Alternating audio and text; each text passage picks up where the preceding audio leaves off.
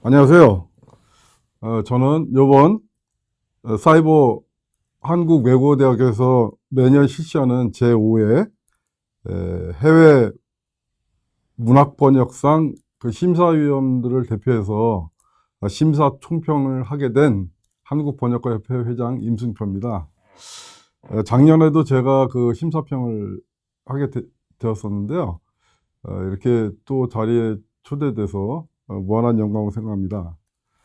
일단 총평에 앞서서 일전에도 말씀드렸다시피 우리 번역을 앞으로 준비하는 학생들을 위해서 먼저 그 서두로 말씀을 드리고 싶은 게 있습니다.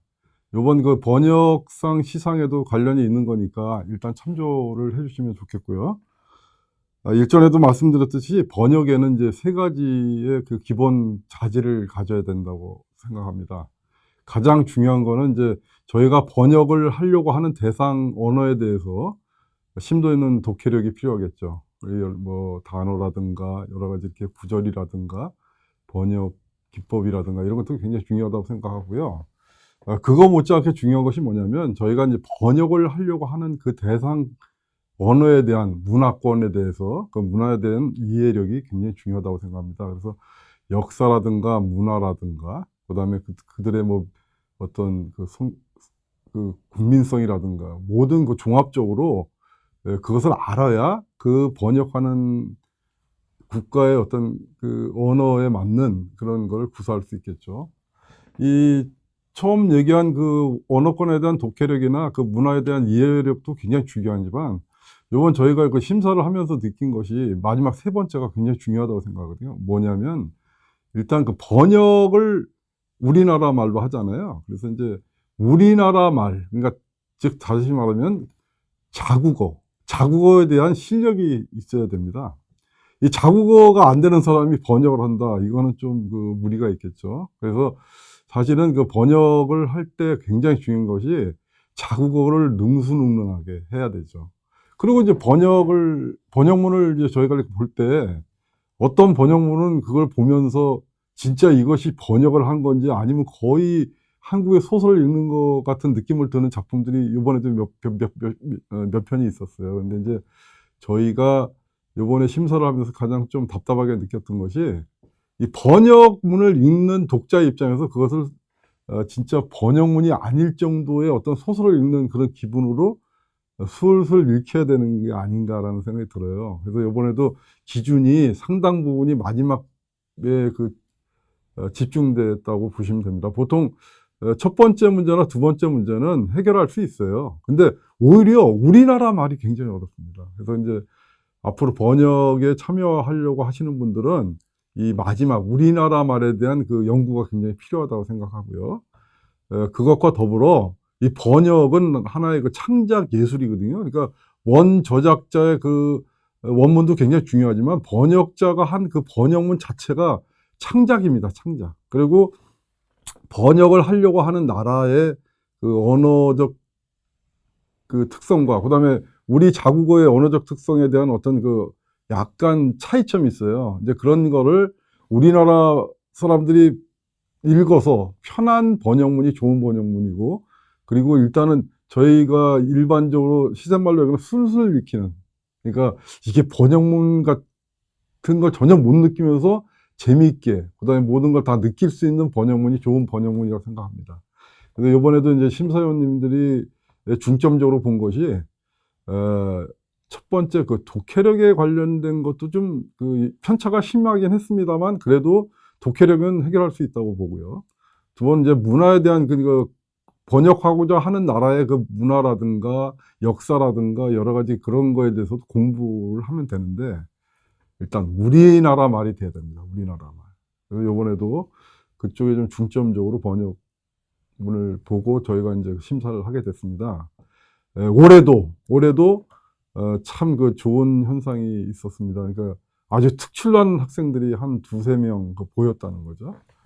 아주 거의 뭐 지금 당장 번역을 해도 손색이 없을 정도의 실력을 가진 학생들을 이번 그 기회를 통해서 만나볼 수 있다는 것이 굉장히 저희한테는 아주 즐거운 경험이었습니다. 그런데 이제 그 언어적으로 이번에 보통 5개 언어, 그러니까 영어, 일어, 중국어, 그다음에 이제 스페인어과 이제 서방어죠. 그다음에 베트남어. 그래서 총 5개 언어 영역에서 지금 이제 그 최종적으로 올라오신 분들을 대상으로 한 10명 정도를 저희가 이제 그 평가를 하게 되는 건데, 언어권에 대해서 이렇게 번역 편차가 좀 있어요. 학생들 실력 편차가 있어요. 근데 그 실력이라는 것이 아까 말씀드렸지 마지막 부분입니다. 마지막. 한국어의 그 표현 능력, 여기서 차이가 나는 거거든요. 아주 특출난 학생들, 그러니까 거의 읽으면 미소가 질 정도의 그 흐뭇함을 느끼는 번역이 이번에 한 2개 정도 나왔어요. 근데 그게 한 언어권에서 나왔다는 게 조금 그런데, 제가 보건대 그 언어권에 있는 그 학생들은 아마 평소에 학교 교수님들께서 집중적으로 이게 지속적으로 이 번역에 관련된 능력을 기를 수 있는 기회를 많이 주시는 것 같아요, 교수님들이. 아니면 그런 그 시간이 있든가. 그렇지 않고서는 이렇게 나올 수가 없어요, 개인적으로. 그래서 굉장히 체계적으로 학교에서 교육을 시키고 있구나라는 느낌을 받았습니다, 이번에. 그래서 이제 어떻게 우연찮게 저희가 뭐 심사는 정확하게 공정하게 해야 되는 거니까 언어에 대해서 이렇게 뭐 분산해서 1, 2등을 주는 거는 별로 의미가 없다고 생각해서 이번에는 한 분야의 언어권에서 1, 2등이 다 나왔어요. 아주 특출납니다. 그러니까 다른 그 언어권 학생들보다는 거의 뭐 최상위급이고요. 지금 저희가 번역가 협회에서 번역가들을 만약에 초빙을 한다 해도 해당할 수 있는 학생들의 수준입니다. 그래서 1, 2등 같은 경우에는 거의 우리나라 언어를 다 습득을 해서 갖고 논다라고 할 수 있어요. 그래서 저희가 굉장히 흡족하게 심사를 했고, 누구도 이분들한테 1등과 2등을 주는데 주저함이 없었습니다. 그런 이제 3등으로 된 언어권 학생들, 언어권에 있는 학생의 경우에는 일단은 전체적인 문장 이해력은 있습니다만, 그러니까 언어권에 대한 문장 이해력이 있습니다만, 마지막 부분, 제가 강조한 마지막 부분에 한국어 표현력에 약간 문제가 있어요. 전체적으로 다릅니다. 저희가 심사한 10명 중에 2명 빼고는 좀 한국어에 대한 거를 하는 게 조금 문제가 있었다라고 생각을 하고요. 그리고 이제 저희가 이제 이번에 본 것 중에 하나가, 각 분야별로 문제를 내는데 앞으로는 6회부터는 조금 선생님들께서 협의를 하셔가지고 문제의 유형을 좀, 만약에 사회적인 문제라든가 아니면 문학이라든가 하더라도 약간 좀 같은 분야의 종류의 번역문을 제시를 해서 평가를 하면 심사를 하는데 조금 편리하지 않을까. 왜냐하면 왜 그런 말씀을 드리냐면, 베트남어과는 작년에도 마찬가지인데 이 구연동화 같은 거로 이렇게 시험 지문을 내셨더라고요. 그리고 이제 어떤 언어권 같은 경우는 굉장히 어려운 문장을 갖다가 이제 굉장히 긴 문장을 내셔가지고 이거를 서로 비교하는데, 학생들의 실력을 비교하는데 약간 저희가 어려움을 느꼈습니다. 그래서 앞으로 시험 문제를 내실 때는 시험 문제 출제하기 전에 출제하시는 분들이 같이 좀 모여서 이게 언어에 대한 출제 문제에 대해서 한번 좀 동일한 선상에서 평가가 될 수 있도록 시험 문제를 구성하는 것이 좋겠다고 생각합니다.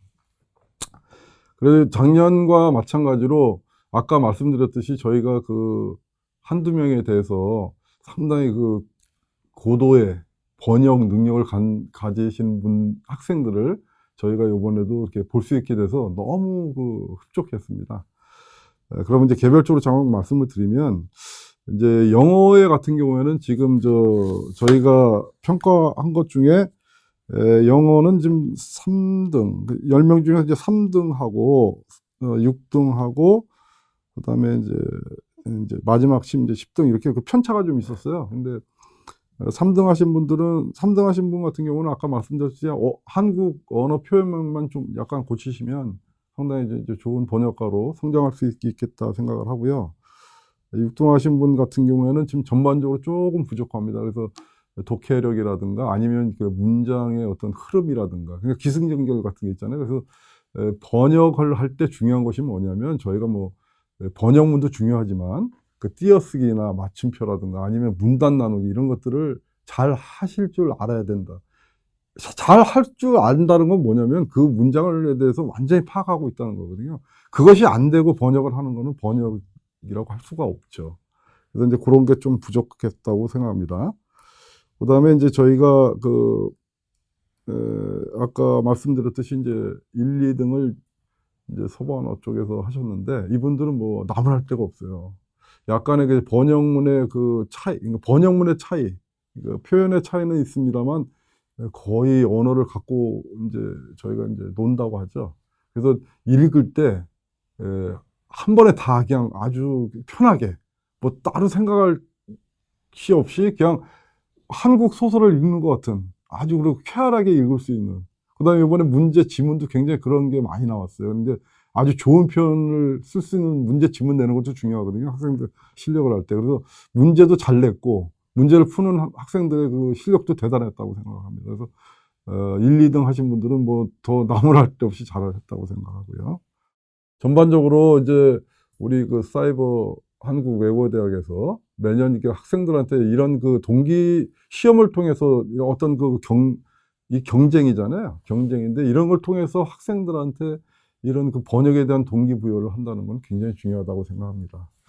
제가 이제 한국번역가협회 회장으로서 이 번역에 종사하는 사람으로서 한마디 말씀을 드리자면 앞으로 이제 그 AI를 통한, 그러니까 이제 기계 번역 시대가 이제 도래를 했어요. 그래서 누구나 번역은 할 수 있다라고 하는데 그 말은 틀리다고 생각합니다. 왜냐면 이건 틀린 거예요. 다른 게 아니고.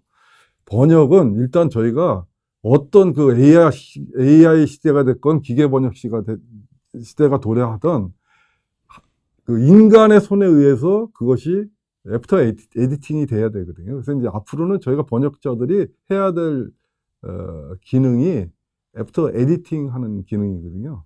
그런데도 그 10%가 되는 걸 수정하거나 1% 되는 걸 수정해서 완벽한 번역을 할 수 있도록 만들어낼 때 인간의 힘이 꼭 들어갑니다. 그래서 번역자는 뭐 요새 뭐 TV라든가 아니면 뭐 언론이라든가 저한테도 이렇게 많이 이렇게 요청이 오는데 그때마다 제가 강조하는 게 뭐냐면 번역이라는 건 기계가 다 할 수 있는 게 아니에요. 그래서 1%의 번역이 오역이 있다 그러면 그건 번역이 아닙니다.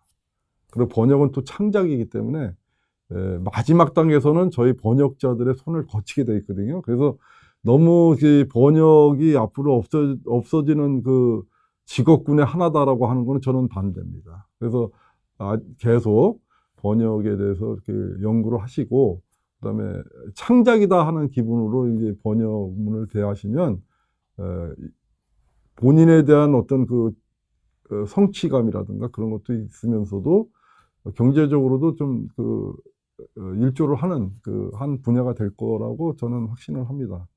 이번에 그리고 다시 한번 말씀드리지만 이렇게 사이버 한국외국어대학교에서 이제 지금까지 5회를 했는데 이런 행사가 계속 유지가 돼서 학생들에게 이제 번역에 대한 생각을 고취시키고 그다음에 이런 번역군이라는 그러니까 번역인이라고 하죠. 이제 번역가로서의 어떤 활동을 할 수 있는 조그만 기회를 준다면 상당히 좋은 이 시험제도 경쟁제도라고 생각합니다. 이번도 이렇게 심사를 특히 우리나라에서 가장 번역 언어권에서는 최고의 대학에서 실시하는 이런 번역상 심사를 맡게 돼서 마지막으로 무한한 영광으로 생각합니다. 감사합니다.